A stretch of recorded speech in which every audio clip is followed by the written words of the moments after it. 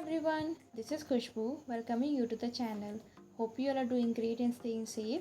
Today I will be teaching you the poem which is named as A Tiger in the Zoo, which is written by Leslie Norris. इनका पूरा नाम है George Leslie Norris, who was a prize winning Welsh poet and also a short story writer.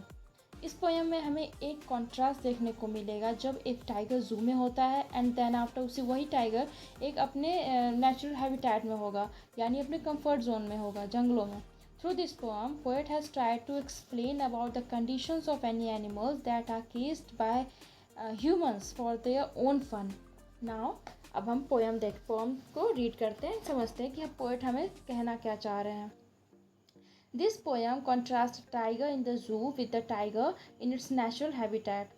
The poem moves from the zoo to the jungle and back again to the zoo. मतलब इस poem में हमें क्या जानने को इस poem में हम ये जानेंगे एक टाइगर के कॉन्ट्रास्ट के बारे में जो पोएट ने हमें बतानी चाहिए.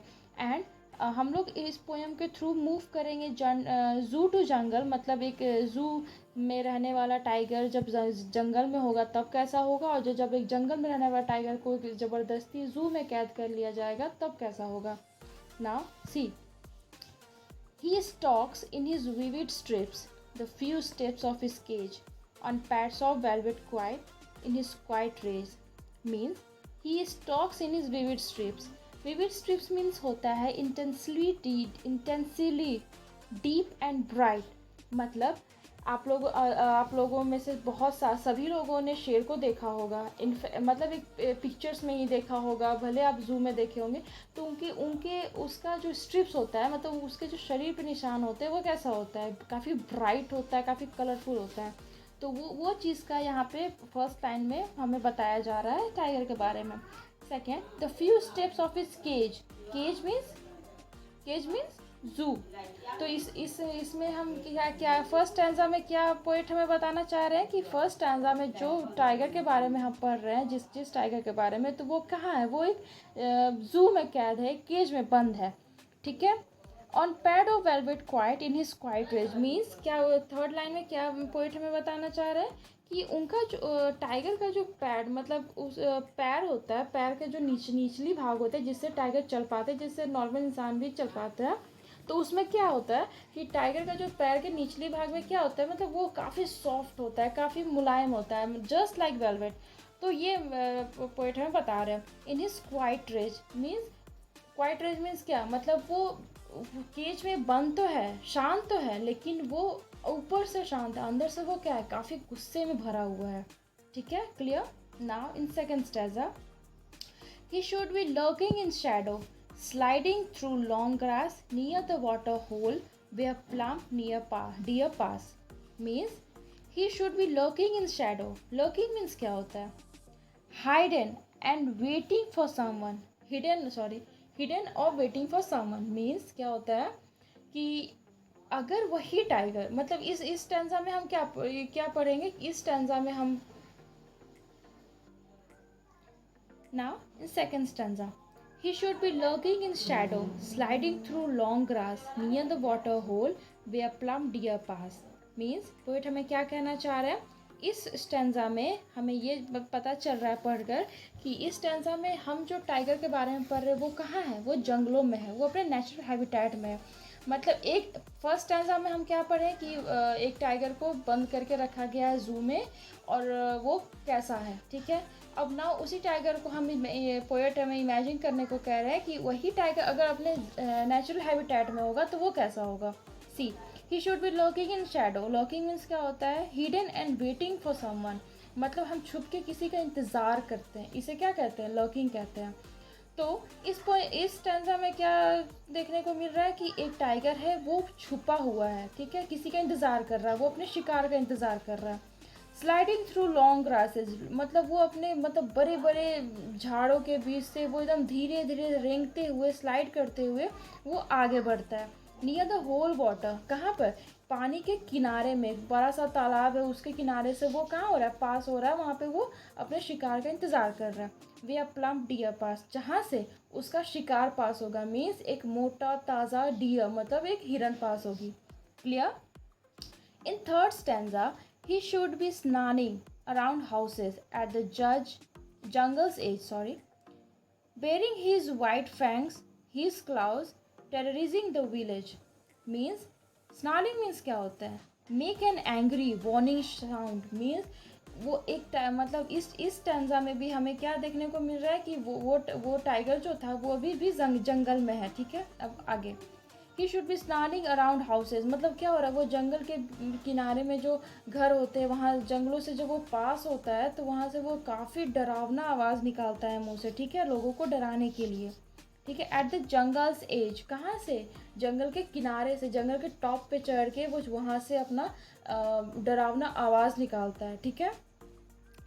Bearing his white fangs his clause means, in third line में क्या हमें समझने को मिल रहा है? Bearing his white fangs, white fangs means क्या होता है?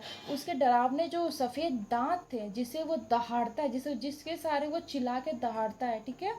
हिज क्लाउज मतलब अपने पंजों को दिखाते हुए, ठीक है, वो क्या क्या कर रहा है? वो लोगों को डरा रहा है कि अब आप लोग भाई डर जाओ, मैं आ गया हूँ, ठीक है, ऐसा। तो क्या होता है? Terrorising the village, terrorising means क्या होता है? डराना, ठीक है। Now, in fourth stanza, but he's locked in a concrete cell. He strengths behind bars, stalking the length of his cage, ignoring visitors. Now, fourth stanza में हमें पढ़ के कैसा लग रहा है? हम ये जान पा रहे कि एंड अगेन फर्स्ट स्टैंजा में कहाँ था शेर? कहाँ था? तो अपने जू में था, केज में बंद था। सेकेंड स्टैंजा में वो अगर जंगल में होता तो वो कैसा होता है? थर्ड स्टैंजा में भी हम वो देखें कि वो जब आता है जंगलों में तो वो किस टाइप का अपना इम्पैक्ट छोड़ता है, ठीक है। नाउ इन फोर्थ स्टैंजा में हमें फिर से कहाँ लाया जा रहा है? वो टाइगर के वो जो जू में जहाँ बंद था वहाँ पे हमें लाया जा रहा है पोएट के थ्रू। But he is locked in a concrete cell, concrete means क्या होता है? मजबूत, सीमेंटेड, ठीक है। तो वो कहाँ बंद है भाई? तो वो एक केज में बंद है जो सीमेंटेड क्या होता है, काफ़ी मजबूती से जिसे बनाया गया हो, ठीक है। ही स्ट्रेंथ्स बिहाइंड बार मतलब उसकी ताकतों को कहाँ किया? उसके ताकतों को क्या कर रहे हैं? उसके ताकतों को आप एक जंगल में बंद, मतलब सॉरी, केज में बंद कर दे रहे हैं। Stalking the length of his cage मतलब क्या कह रहे हैं? देखो, अगर भाई शेर अगर जंगल में है तो वो जंगल का राजा है, ठीक है, वो जहाँ मन चाहे वहाँ घूम सकता है, जिसको मन उसको खा सकता है, ठीक है। लेकिन अगर उसी आज़ाद शेर को अगर आप पिंजरे में बंद कर दो तो वो क्या करेगा? वो थोड़ी 1 से 2 कदम ही चल सकता है, वहाँ पे जो भी 1 से 2 कदम में ही वो अपना करतब दिखा सकता है, ठीक है। तो वही हमें बता रहे हैं पोएट। इग्नोरिंग विजिटर्स मतलब वहाँ पे जो भी इतने सारे लोग उसे आए हैं देखने के लिए, वो उन सबको इग्नोर करके वो क्या कर रहा है? वो बस अपना काम कर रहा है जो उसे सिखाया गया है, ठीक है। Now in fifth stanza, he hears the last voice at night, the patrolling cars and stares with his brilliant eyes at the brilliant star. Means पूरे दिन की ये जो जू में उसका दिन कटता था, जहाँ पे उसके मालिक उसे मारकर पीटकर जो भी लोगों के मनोरंजन के लिए उसे लाते हैं केज में, वो सारा काम होने के बाद एट द लास्ट क्या होता है? उसे रात में जब सब शांत हो जाता है तो उसे रात में क्या होता है? पेट्रोलिंग कार ऑफ कोर्स आप लोग जानते होंगे what is patrolling car now. तो क्या होता है कि जब पेट्रोलिंग कार की आवाज़ आती है शांति में तो उसे लगता है कि मतलब पूरा दिन इतना होने के बाद बस उसके कान में एक शांत आवाज़ आई है पेट्रोलिंग कार की, ठीक है। वो सुनते हैं, वो स्काई की तरफ देखता है, वो ऊपर देखता है अपने ब्रिलियंट आई से, इतनी खूबसूरत आई से, जो उसके मतलब उसकी जो इतनी सुंदर आंखें थी, वो अपनी आंखों को ऊपर उठा के स्काई की तरफ देखता है टू द ब्रिलियंट स्टार्स मतलब वो जो चमचमाते स्टार्स जो आसमान में होते हैं वो उसे देखते हुए बस वो शांत रहता है वो शेर। Now let's have a quick summary of this poem. इस समरी में हम क्या कह सकते हैं? देखो, जैसे कि अगर एक इंसान, हम एक एग्जांपल लेते हैं, हम खुद पे लेते हैं। हम एक इंसान है, अगर हमें 1 घंटे के लिए भी, अगर मान लो अगर 1 दिन के लिए अगर हमें कहीं पे बंद कर दिया जाए कि आप बाहर नहीं जा सकते हो, आप ये नहीं कर सकते हो, आप वो नहीं कर सकते हो, तो आपको कैसा लगेगा? What you feel at that time, ठीक है।